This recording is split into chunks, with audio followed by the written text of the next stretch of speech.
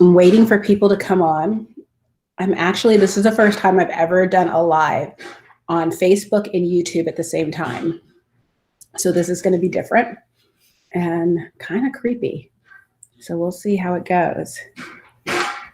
I'm checking to make sure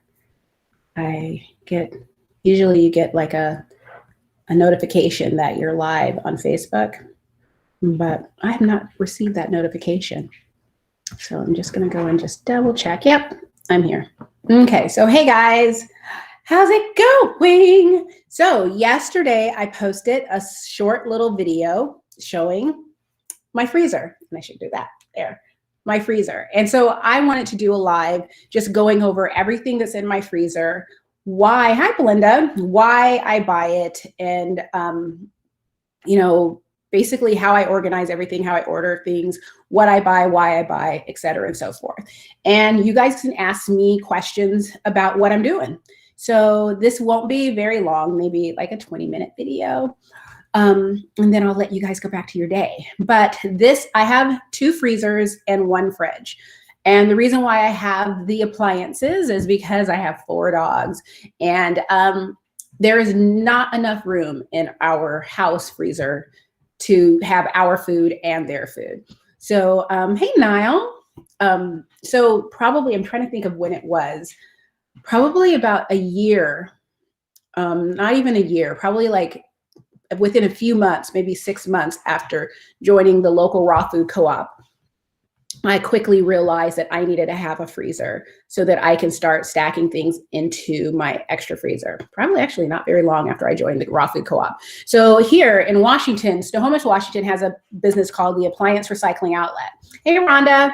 And the Appliance Recycling Outlet is a place where they get overbought appliances, floor models, I don't know, all kinds of appliances. Maybe people even turn some in that are perfectly fine, but they don't want them anymore. And they refurbish them and then resell them. So all of our appliances come from the Appliance Recycling Outlet because it's the best way to get a really great piece of whatever you need at a good price. So if you live in the area, highly recommend. So I went there to get my 2 stand-up stand-up freezers, and then the 1 fridge.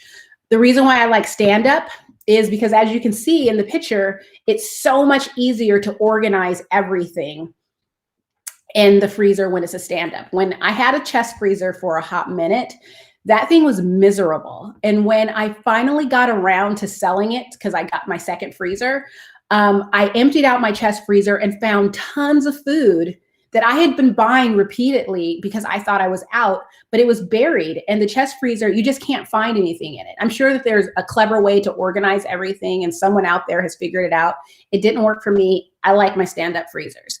So this freezer is my main freezer. It's my first one. I think they're about 20 cubic feet or more. I'm not really good at sizes. And the brands, all of my freezers and fridges are different brands. And so I think I don't even remember what they are. I know one's a Kenmore. I think I might have a GE. I don't know.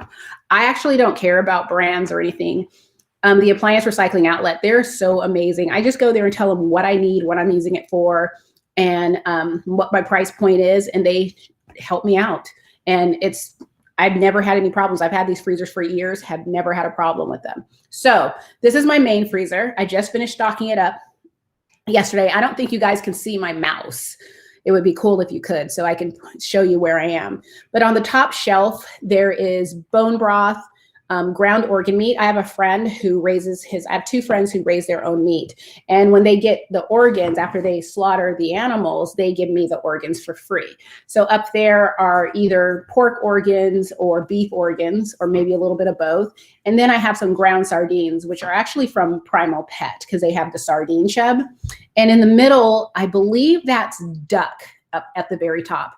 On the second level, on one side, you see the pink, that's quail. And on the other side is beef. And then on the third level, the white boxes is green juju, and they're the little green juju boxes. I like those for like a treat for the dogs in the summertime. There's some fish in there. I'm trying to look and see what else. And there's Answer's Pet Food Chicken, Answer's pork feet, or no, chicken feet, and then there's pig feet on the next level. There's some, what is in here? Duck feet. And then there's a pork and duck, or no, a beef and duck blend. There's some pork blends. There's some emu blends. I mean, the ones with the labels on them are the ones that are post meal prep. So basically I can just take those out, thaw them, and feed them to the dogs. The rest of it, I have to do stuff with it to make it a nutritious meal. On the 4th level, there's some rabbit feet and some ground duck. Then in the little baskets, the purple is venison, and at the very bottom is more quail. Is it quail? No, at the very bottom is duck and some beef organ mix. On the door, there's vegetable blends and bone broth and some butter, because yeah, you can give your dog butter if you're feeding your dog a keto diet. More Answers pet food. There's the cheese treats. And then at the very bottom, I don't remember if these are pork feet or if they're pig's feet or if they're chicken feet, but it's one or the other. So that's my main freezer. So then this is the next freezer. This is my second freezer. I can't get the door all the way open and it drives me crazy, but that's like a personal gripe that I have with my boyfriend. One day he's going to get that tractor out of the garage. In the door, which you can't see, is all bones. So lamb shake and lamb neck bones. And I use them both for feeding raw meaty bones with the lamb shanks, because it's a ton of meat on a bone. That's basically my dog's meal when they have those. Sometimes I use them as bone broth, but mostly the lamb shakes, that's going to be a meal. At the top shelf, the little blue container, that's pork brains. So for those of you guys who ever wonder, can you feed brains? Yeah, you can. Those are pork brains. I feed them to add extra fat to the diet, a nice healthy fat to the diet, but I don't feed it regularly. Behind it and mostly on this upper shelf is more of the organ blend from friends who gave me their organs after they butchered. This blue containers at the top, the blue Tupperware containers with the blue lids, that's mackerel. And FYI, mackerel is not only bigger than sardines, so you guys can't see my hands, but they're about this big or bigger, but they're like this wide too. And sometimes, I mean, they're huge. So mackerel up there, and then if you go a few rows down, there's 3 piles of mackerel down there too, a lot of mackerel. On the second level, there's pork tenderloin, chicken feet, and then you guys probably can recognize the green tripe chubs. I have green tripe, trachea blends, and then the Excalibur. This blue chubs is whitefish and salmon from Northwest Naturals.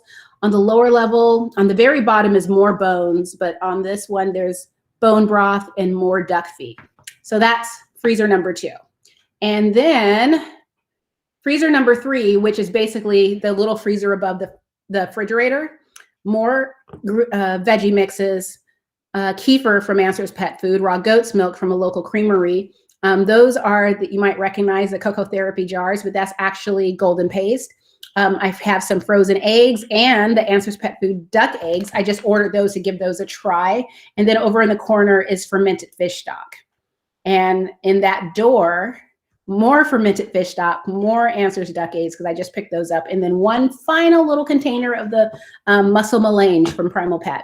So that is my freezer. Woo! I went through all of that. So hit me with it. Do you guys have any questions about what is in my freezer, what I buy, why I buy it? And if you guys don't ask questions, I will just start rambling about what I'm doing until I see some questions. So get to typing, folks. When it comes to feeding my dogs, I do meal prep usually every weekend. And the reason why I do meal prep on the weekends is because it's just nice. I'll actually probably end up doing some meal prep tomorrow afternoon, or maybe even this afternoon, because I have some food thawing.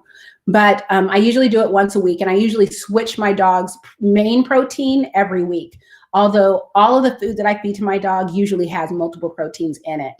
Justine says, I have too many schnauzers. I have to make sure the bones are low fat. What is a good option for a recreational bone that's low in fat?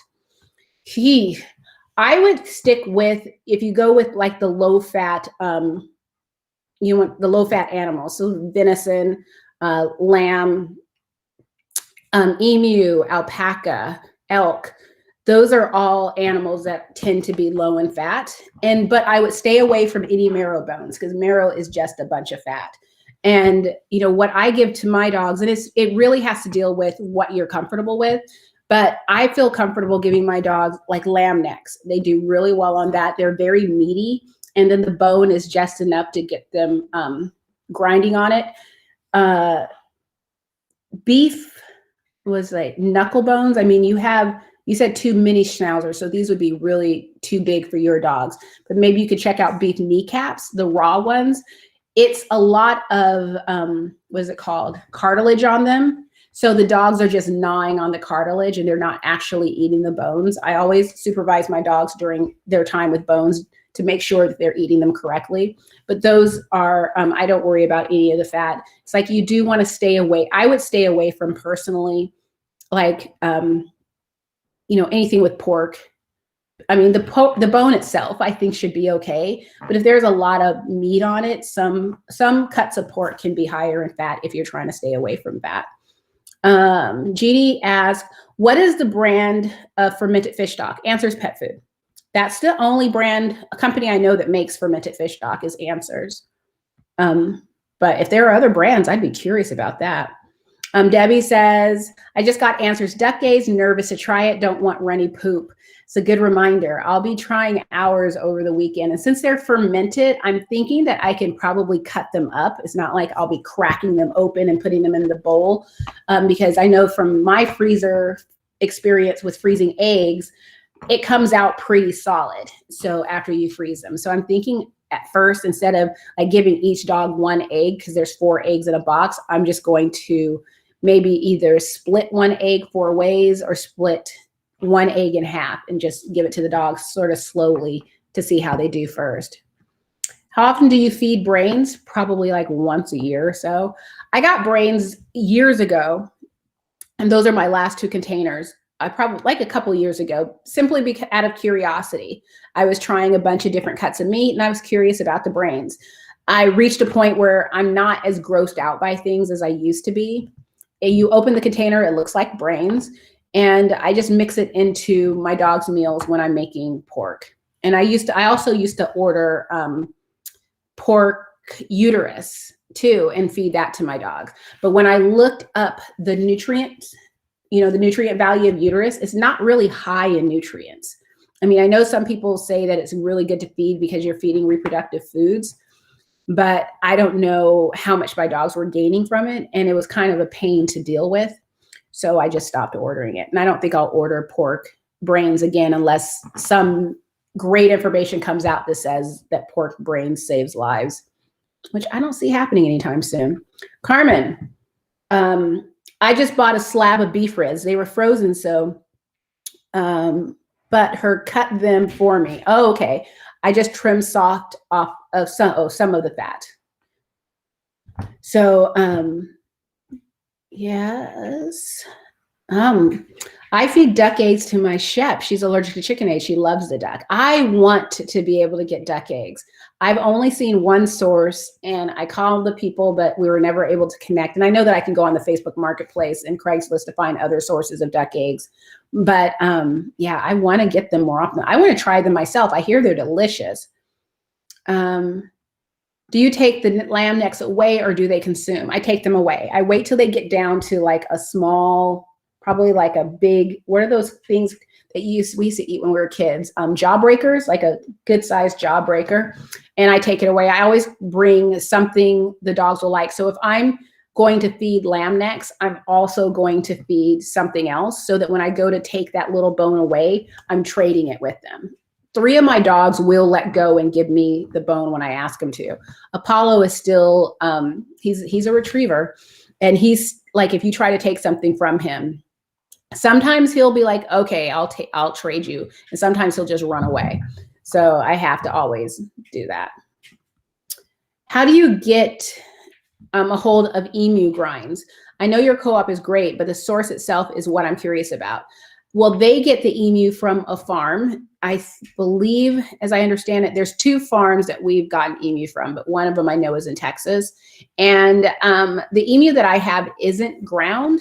It comes in just it's a ton of meat. And I either leave it as whole meat and just mix it with the Dr. Harvey's and organ meat and stuff like that, or I grind it myself. I think they do offer a grind, but they charge you more if they have to grind it. So I just figure since I own a meat grinder, I'll just do the grinding myself. And so yes, so I will be doing meal prep soon. This week I'm doing venison, and I will be mixing it with beef organs and Dr. Harvey's, and I'll be adding in the Excalibur from Green Tribe because I have some. Sometimes I like to add in, what's it called? Oh, you know what? I totally forgot to thaw out duck wings because I just remembered that my venison doesn't have bone. It's just venison and venison heart. So it doesn't have bone and it doesn't have organ meat. So I need to fix that. Anyway, good thing I remembered. So yes, so I, as I said earlier, a lot of my meal preps involve multiple proteins. And the reason why is because, like, for now I'm doing venison. I don't have venison, well, venison heart is included, but I don't have venison liver, venison kidneys. I don't have all the organ meat that I need in venison. So I go to beef or I go to pork. And those are easy things that I can source. I can either get it for free from friends, or I can source it for an inexpensive price through my raw food co-op. Tandy says, I'm wondering how long chicken feet will stay good in the fridge. My first time feeding them, my girl loves them. I usually try to keep things in the fridge for 5 days. I don't go beyond 5 days. With dogs, because they have the ability to consume something with bacteria better than humans, I'm not really worried about my dogs getting food poisoning or anything. I just want to make sure nothing goes bad. So I usually have everything set up with my dogs. And I think anyone, you know, as you get used to feeding your dogs, you just start understanding, like, if I thaw this out, I need to split half of it because they're not going to eat all of this in the time that I need. You just start becoming used to what you can do. But usually everything in my fridge is in there for 7 days at the highest, but mostly 5 days. Eggs are the only thing that stay in my fridge a lot longer because I buy tons of eggs at once, and I go through them fairly quickly. So I don't feel the need to constantly freeze eggs. I don't think I'm getting that much that I need to freeze them, but that's the only thing that sits in my fridge for any longer than a week. So I'm in the market for a meat grinder. I would like to grind bone. Any recommendations? Well, my favorite meat grinder is the Cabela's meat grinder. I think it's called the Carnivore. I have the 3/4 horsepower meat grinder. It is expensive. It's an investment. It's not quite, when I bought it, it was over $400. I don't know how much it costs right now. The reason why I was okay with spending that much is because I started with a cheaper, it was like $150 meat grinder. And one second. Okay, he's playing with a toy. Things that when I used my old meat grinder, I would be working for hours. There was a day where I worked for 10 hours grinding meat because it kept jamming and it would just have all these issues. I would have to take it apart, clear it out, and redo it. It was exhausting. Whereas this meat grinder, I can grind 40 pounds of duck wings in 15, 20 minutes. I mean, everything takes no time at all. So I think spending the money and getting one that is a good, really quality meat grinder is important. It's also important for you guys to know that a lot of the service agreements for meat grinders or warranties for meat grinders say that if you grind bones, you void the warranty. Unless you're irresponsibly grinding bones, and by that I mean like trying to stick beef bones through your meat grinder, which the home meat grinders were not meant for that strong of a bone, you should be fine. I only use my meat grinder for meat, and then for duck wings and duck necks, it does well with rabbit. And I think that's pretty much the only, and quail. It does well with quail. And I'm trying to think of any other, it does fish really well. But basically the softer bones is what I put through there. And that's all I do. So I'm not really worried about the warranty. And I've had my meat grinder for several years now, and I've only had to replace one part on it in the entire time that I've had it. It's a really quality product, and I'm really a big fan of it. Other brands that I've heard of, I can't even think of them. There are a couple of other brands. If you actually go into a raw feeding group, don't ask the question, just search for meat grinder.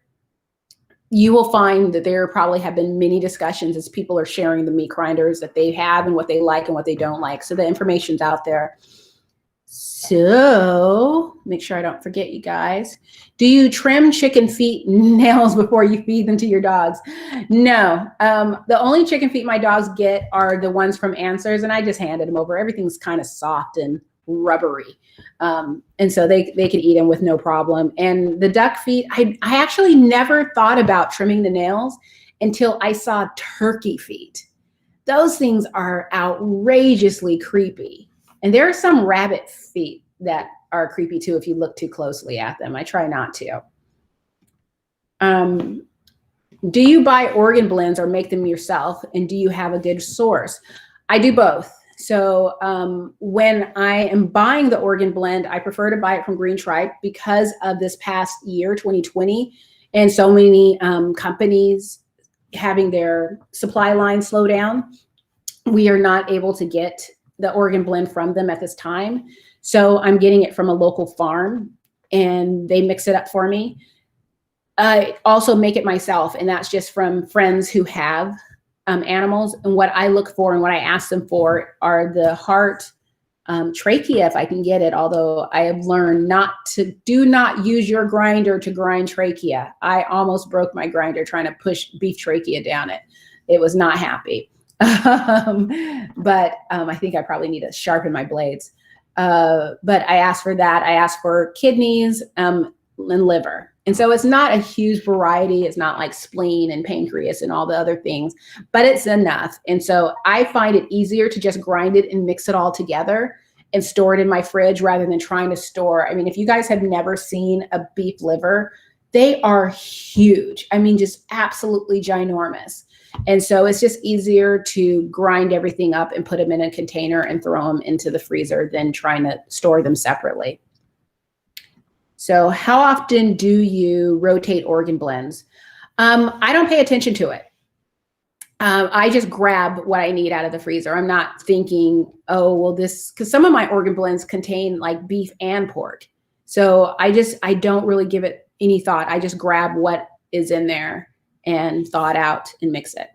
I mean, I know that it's like, these are really good questions. I want to put that out there, but it's also important to realize that there is a myth being perpetuated in the raw feeding community that feeding raw is hard and complicated. And it can be. If you have a dog that has particular needs that you have to watch out for, it can be a bit complicated. But if you have healthy dogs, and keep this in mind that I have a dog that has EPI, exocrine pancreatic insufficiency. So I do have a dog with a health issue, and I'm able to feed him with no issues. It's really easy. I want to sort of like get that out there that you can choose the path of, calculating out every macro and micronutrient to make sure your dog is getting everything you need. Or you can choose the path of variety and balancing over time and trusting your dog is getting what you need. I choose the latter path, and then I have my dogs tested. This is, the parsley pet test. Let me get this so you guys can see those. This is for Scout. And mostly my dogs, when I get the test back, they get an excellent. Oops, so you guys can see it. And that's because, I rock at what I'm doing. However, this time around, oh my God, I was so disappointed, but Scout got a good. He didn't get an excellent. So there are some things that I have to address with Scout's diet because since all of my dogs, especially over this past year, since we're all sheltering in place, none of my dogs are exposed to, or I should say this, all of my dogs are exposed to the same things. So if one of my dogs has a mineral deficiency or they have too much, it's because of their gut, in my experience. And that's the first thing I do is start working on the gut to make sure they're absorbing all of the nutrients. In Scout's place, what I found with his test is that he's not absorbing enough of some minerals and it's making it so that he has too much of other minerals because they're supposed to work together to offset each other. I'll go into detail more in a blog post coming soon. So what I need to do is work on his gut health to make sure that he's absorbing all of his nutrients, and then retest him like in May or June to make sure I got it right. I also need to send these off to his vet because I need to keep her in the know. But the long point of that, in response to the question about the organ blends, is that please don't make it complicated for yourself if you don't have to. Only start digging deeper if you really are interested in basically the numbers and the science of it all. And there's no, harm in having that interest. Is thankfully, because of people who are interested in that, the rest of us can balance over time and just take, information from what they share. Here we go. This is a good one. I'm thinking on mixing up Dr. Harvey's into little ice trays and pop 1 or 2 into her food versus mixing a big batch and having it sit in the fridge. Any thoughts? You can do that. What I do is, instead of doing Dr. Harvey's separately, I hydrate it and mix it in with each meal. So I would do this, what you're saying, if I were feeding whole raw, and it was just easier to keep everything separate. I prefer, just it's a personal choice, to have everything just blended and mixed together. So I just don't have to think about it. The fewer things I have to pull out of the fridge, the better. But yeah, that's a perfectly legit way to do it. I mean, that's one of the reasons why I have the green juju, is because I can just pop it into their bowl, or what I plan to do is give it to them in the summer so they can have a frozen treat that's healthy for them. And I love supporting a small business. Janine, that's fine. I have 4 dogs. I would prefer something reliable and efficient. Ah, ha, ha. Yeah, I love my grinder. It's amazing. So how fine will it grind necks and wings? Well, to me, if I had the blade, I would show you, but I don't. But it's it's a wonderful grind. There's 2 different grinds that I'm used to seeing. One is a little thicker, and it's the one that I like. And then there's one that's very fine, and it's usually meant for cats. And I'm seeing a lot of farms here locally will just do a fine grind. That way people can buy it and they can feed it to their dogs or their cats. So the one that I have, I'm sure you can get a blade that grinds it very fine like that, but the one I have is a thicker grind, and I prefer that. I wish I had a better example to show you. So here we go. I have a KitchenAid, and I know there is a meat grinder attachment. I'd be curious to know how it works, because I have a KitchenAid too. I did not get a meat grinder attachment because I already had a meat grinder, but I'd be curious to know how that meat grinder attachment does. Do you have a ratio of organ meats when making blends? Nope. I just start grinding and mixing. I grind and mix and figure out what I'm going to do. I do not go into the numbers game. It just makes my brain hurt, and I'm an accountant. How often do you feed fermented foods? Practically on a daily basis. I buy fermented fish stocks by the bulk, by the case. I usually buy 1 or 2 cases at a time. And my dogs get fermented fish stock, not every day, but close to every day. This 2020 was the first year that I didn't ferment vegetables. I usually ferment vegetables during the summer and have plenty on hand. But this year or last year, I chose to just puree everything. But I do like to ferment seeds. So like hemp seeds, sunflower seeds, pumpkin seeds. I'll buy all of those, put them in a jar, usually using my old Cocoa Therapy jars, cover it with water, seal, let it sit for 24 hours, boom, they're fermented. And then I mix those into my veggie mixes. Hey, Lori, look at me. I know I'm doing a double screen with pictures, and I can change the picture. This is like so cool. And guess what? I'm on YouTube right now too. So for you guys who don't know, Lori is my partner in crime when we do lives, and we were talking about the fact that I don't know if this has always been an option or if this is a new option, but I did not know that I could do this. So I'm pretty excited. Belinda asked, how often do you do the parsley test? I do it every other year. So the next time, I'll do scouts again in May or June, but the next time my dogs are tested will be 2022. And the reason why is because I wait until Black Friday weekend and I look for a discount, but it's $200 per test.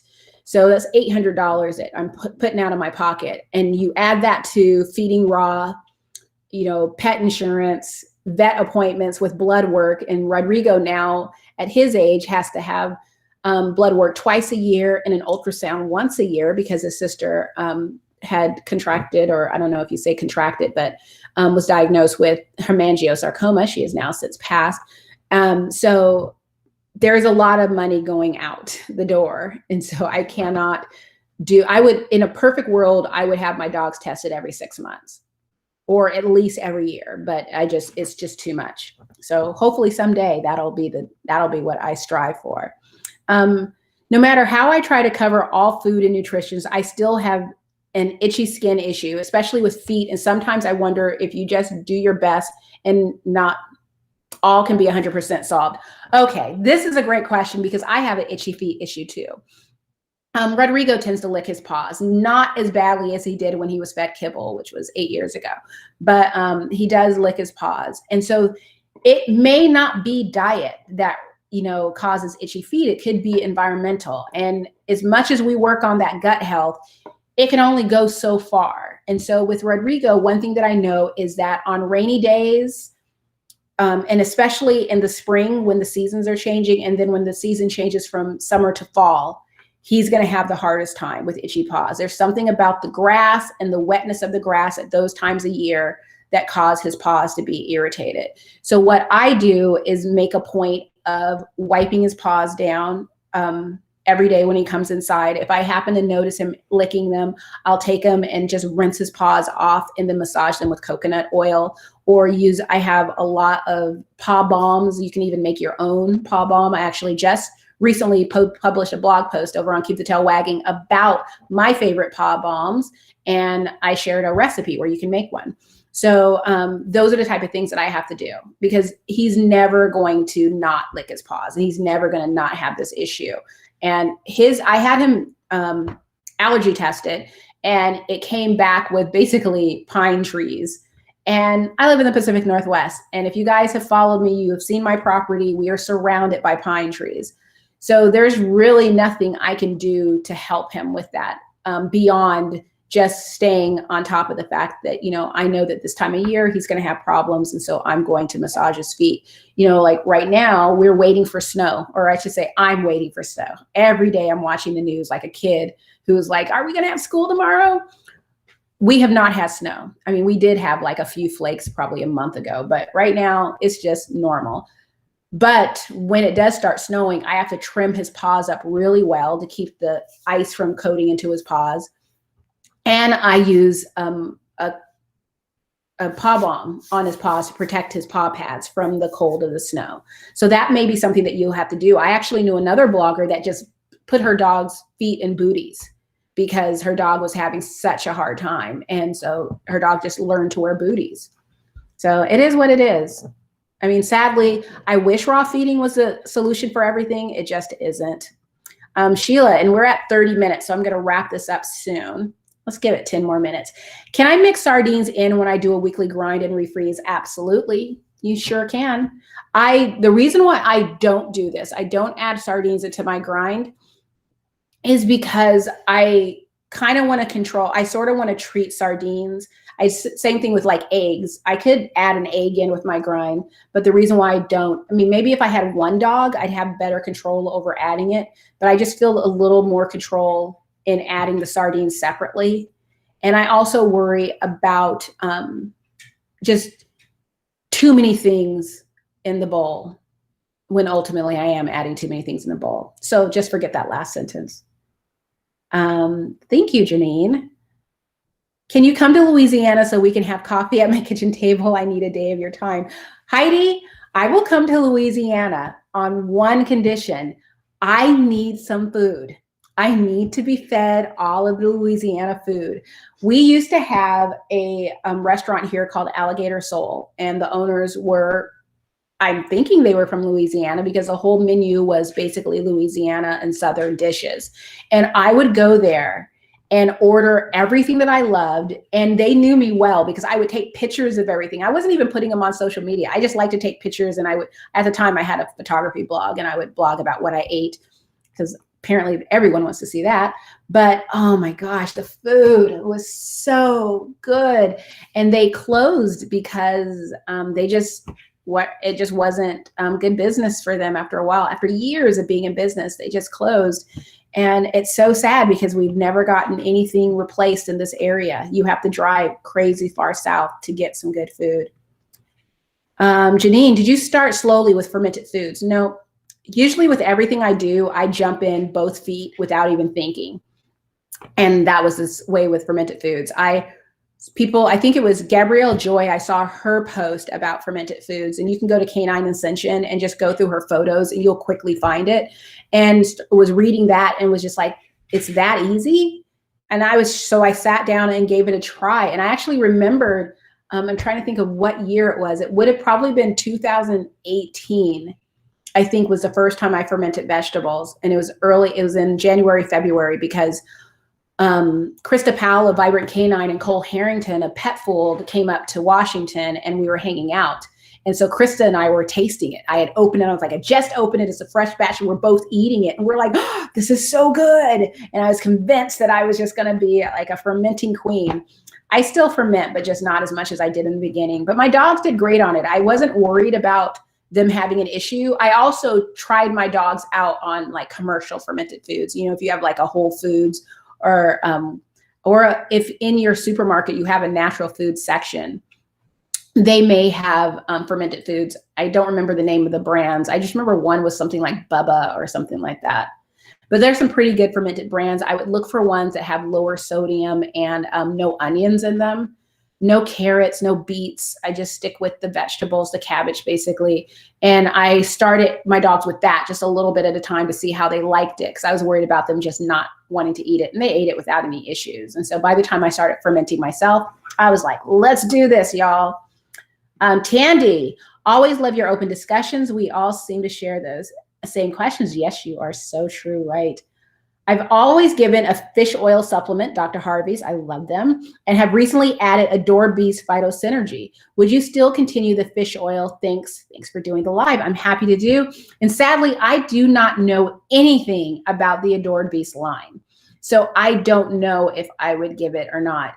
I don't know what the phytosynergy is. If it's phytoplankton, I am not convinced that phytoplankton offers enough benefits to justify the cost or giving it to dogs. I used to promote it and I used to give it to my dogs. And then someone by the name of Rodney Habib sent me a message saying, I don't think you want to keep doing this. And then he created me this pretty graphic, the way he does, to explain to me the cost of phytoplankton versus the cost of fish oil, salmon oil. And that convinced me, and I quit buying the phytoplankton and continued with just fish or fish oil. So I think Adored Beast is a fantastic company. So I'm not throwing shade or doubting their products. I'm just sharing. For me, I had to stop because it was expensive. Those little packets of phytoplankton are, I think they were like 25 bucks. And I thought that you only had to give a little bit so it lasted a long time. And that's why I was telling people, this is so great. But then when you look at what your dogs are getting from it versus what they're getting from fish or fish oil, that's where the breakdown was. And I do have a blog post. I need to double check it and maybe update it where I talked about this. Fermenting sprouted seeds. That's fantastic. I do. They're not sprouted though. I wish that they were sprouted. That's something that I need to learn how to do. I want to actually grow wheatgrass and all of those type of wheatgrass. And there was something else that sprouted, but I can't remember what it is. I wanted to start growing that and then giving that to my dogs, because shout out to Gabrielle Joy, I do pay attention. She does some pretty amazing things for her animals. And I am fully on board. When she blows her coat, it's like straw and she itches to no end. And at her full coat, still itching silky soft fur. Yeah. Have you tried? And I don't know what country you're in, and I never know what's available in each country, but have you tried the Scouts Honor line, the probiotic line, I started using that shampoo. I use four-legger shampoo because I love it. Great brand, and quickly became the only shampoo I would use for my dogs until I was introduced to the Scouts Honor probiotic line. So now I alternate between the two. But the probiotic line, what I like about it is that, you know, at first when I saw it, I was a little skeptical. It's like, really, this is going to help skin? But I spoke to a few people and they're like, yeah, it can help. And then I think Rodney and Karen did a live in their group, in the Inside Scoop group, about this as well. But I started using this. I bought all of their shampoos and their coat conditioners on the Black Friday sale last year and have been using them on my dogs. And it's been really amazing. I mean, I don't have itchy dogs, so I don't know if, I can't guarantee that it'll help, but it's something to consider. If you have like a local independent pet store, you can go and see if they have it, and maybe you can get it and try. Maybe even contact the company. Maybe they have samples. Stacy, a paw soak with Himalayan salt, 1 tablespoon per gallon of water, followed by a good rinse, and then oil balm after can help. I'm a groomer. Thank you, Stacy. I meant to say that I used to use Epsom salt, and I would soak Rodrigo's paws in Epsom salt. But and it's funny because we're in the process of remodeling rooms in our house. So we're doing the laundry room, then we're going to do the bathroom. And Johan was clearing out the cabinets and found a big bag of Epsom salt and was like, why do we have this? And I was like, oh my God, that salt is close to probably 7 years old because I haven't used it since. I've moved on, and I like the Himalayan salt myself. Yeah, and Stacey says, or Epsom salt can work too. So is there a beginner's kit? And by a beginner's kit, do you mean like beginners in raw feeding? And if you do, no, there is not a beginner's kit. But if you look at any brand, they'll probably give you some advice on where to get started. So let's use Answers Pet Food, for example, because that's something that a lot of independent pet stores carry. If I were brand new, or let's just say someone who is brand new to raw feeding comes to me and with a healthy dog and says, I want to try raw feeding, I would have them go to the store and pick up a big thing of Answers detailed. And I don't even care what protein you get, but I'd probably start them off with chicken. And I know that everyone is like, no, we shouldn't feed chicken, but chicken isn't all bad, guys. It's just that some dogs are less able to tolerate it than others. But I would start them off with chicken because I would think that that's probably going to be the least expensive protein that they can buy. And then I would tell them to get some kefir, some fermented fish stock, and that's pretty much it. You know, I wouldn't ask them to get, I wouldn't ask them to get anything because they're getting the fermented fish stock or the omega-3 fatty acids in the fermented fish stock. The kefir and fermented fish stocks are great for gut health. And then, of course, Answers Pet Food is great for gut health. If you're dealing with another company, like, for instance, Raw Feeding Miami, which you're going to be ordering different things, I would stick at the beginning, I would stick as close as I can to blends as possible. So if I don't know much about Raw Feeding Miami's, what they offer, except for that it's amazing. One year they sent me a huge box of what they offer, and I have never forgotten it. And I am eagerly just, people who have access to that brand are so lucky. They're too far away for me to order from, but gosh, it's such great stuff. But there are other brands like Raw Paws Pet Food, Vibrant Canine down in Southern California. I can't think of brands off the top of my head when people shine a light on me, and I know I'm shining a light on myself, but I can't think of any brands. But basically, go for the blends, because a lot of these brands that that all of us know are creating products that are supposed to be balanced. And I use air quotes because I'm one of those people that's like, you know, do you really know what balanced is for every single dog? I don't think so. But I would go towards a blend. That way you are, Darwin's Pet Food, duh, they're here in the state. That's where I started. But start, you know, with a blend, and then continue educating yourself. So when you're ready to switch to DIY, which you don't have to if you don't want to, but if you want to, you have already fed your dogs a raw food diet. You don't have to deal with the stress of any type of transition. And now you're just basically starting to introduce more whole foods or more foods that you create into your dog's diet. And you won't be as timid or afraid. I find that it's a little scarier in the very beginning, but once you've been feeding raw and you realize, oh, great, I'm not going to kill my dog after all, it becomes a little more easier to take on raw feeding. Yeah, you. More people saying Epsom salt. Thank you, guys. Hi, Ivy. Good evening, Kimberly. Thank you. Do you monitor feces after meals? Oh, we haven't had a poop talk in a long time. Since visiting our new holistic vet, it has now become a daily conversation between me and my husband. Oh my gosh. So first of all, let me just tell you how weird and crazy I am. So one, yeah, I do. I don't do it after meals. I just clean my dog's yard every other day. And I just go out and I have a bucket and a shovel and I line the bucket with a garbage bag and I just go around and pick up poop. And I pretty much know everyone's poop because I know where they all like to poop. And as long as everyone's poop is solid and isn't covered in mucus, I'm golden. And when it's loose, thankfully, I haven't experienced diarrhea with my dogs in a long time. But if it's loose, then or covered in mucus, which isn't a bad thing. It just means that there's some irritation. And sometimes it resolves itself. Sometimes it's just something to pay attention to. But yeah, it's one of those things. And if Johan's out in the yard with the dogs and they take a poop, sometimes I'll ask him, especially if we're paying attention to one of the dogs. This used to be a daily conversation with Rodrigo because of his EPI.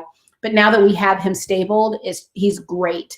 But yeah, he would come in and tell me that a dog poops, and I'm like grilling him, like, shine the light in his eyes. And it's like, is it solid? Where was it? What color was it? How small was it? Or how big was it? And, and he's just like, good Lord, it's out there over by the pond. And I actually went and bought flags. I used them to map out our new dog yard, but I told him that I wanted him to walk outside with these flags. And whenever the dogs poop, throw a flag near the poop so I can find it and look at it. We never went that far, but I thought it was a good idea personally. Hi, Kathleen. So Ivy says, we haven't yet persistently had the perfect poop, though. It seems to be a fine art. Do you know that there was a time with Rodrigo where when we were trying to figure out what was going on with his gut, and I'm going from vet to vet, and this is after he was fed a raw food diet, and the vet didn't think he had EPI, but I think he was on his way to that diagnosis. It took him a few years to get there. But there was a day, and I still remember it, I was in Monroe, Washington at the Evergreen vet. I don't know. I think his name is Dr. Evergreen, or maybe his clinic is Evergreen. I don't know. But anyway, I was there, and Rodrigo had a solid poop. And I danced at the side of the road and was so happy. And someone slowed down looking at me as I'm holding my dog on the leash and I'm picking up poop and I'm dancing and celebrating with Rodrigo. And someone slowed down and looked at me and I just held up the bag and just said solid poop. And they were like, yay. And it's like, my people. But yeah, it feels good. Tandy says, love trading off between the two Harvey's fish oils. Hey, Gwen. Hi, Kimberly. I just started adding Dr. Harvey's Raw Vibrance and was curious if you followed their recommended amounts. Nope. Or if you reduced it down. Yep. I still like to add raw meaty bones and a few other items. Just don't want to overdo it on anything. My two dogs are relatively the same size, 50 and 60 pounds. Thanks. So no, I don't, because I make everything in huge batches and I start with a base of 80-10-10.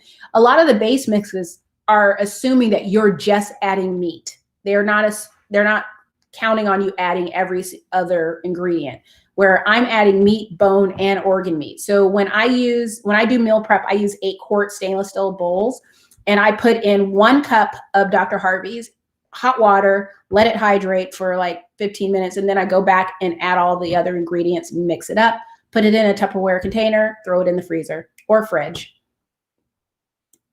So small batch out of Oregon was an awesome starting point for me in the raw world. I think small batch, Primal Pet, Stella and Chewy's, Grandma Lucy's, all of those are ones that I've seen in independent pet stores. Although many of them are, I think small batch changed back to non-HPP. But many of them are HPP, which I think is even better for people who are brand new to raw, because if you're worried about all the things we're told to worry about, that takes some of the worry off the plate with HPP. Even though personally, I don't believe that HPP does does our dogs a service by getting rid of bacteria, nor do I think it makes the food safer, but that's just a personal opinion. I still think that if you can go to your vet and say, I'm feeding raw, but I'm choosing HPP, your vet will probably warm up to the idea of you feeding raw if they were previously anti-raw faster if you start with HPP than if you're just out there like, yeah, I'm out there hunting and I'm going to get a rabbit and skin it and give it to my dogs. I think that would make a veterinarian's head explode. But yeah, that's my thoughts on HPP. I think I did a little rant the other day about it too. And I know. Thank you, Lorraine. I think it's a good idea too. So that's it. Oh my gosh, it's been 50 minutes. I was only going to be doing 20 minutes, but thank you guys for sticking around this long. If you stuck around this long, I hope it was helpful. Just to go through my fridge again, this is it. This is my fridge and I love it. It's amazing. It makes me happy. But when you guys see this, this is what happens when an accountant feeds raw. I am one of those people where I have lists of things to do. This book right here is a book of lists that I make of things that I'm doing with my blog, with my dogs, everything. So this is completely normal to me. If I can make a living going around organizing raw feeders, freezers, as long as they're stand up, I would do it. Man, can you imagine if I can make a complete living doing that? That would be awesome. You guys have a fantastic day. Talk to you soon.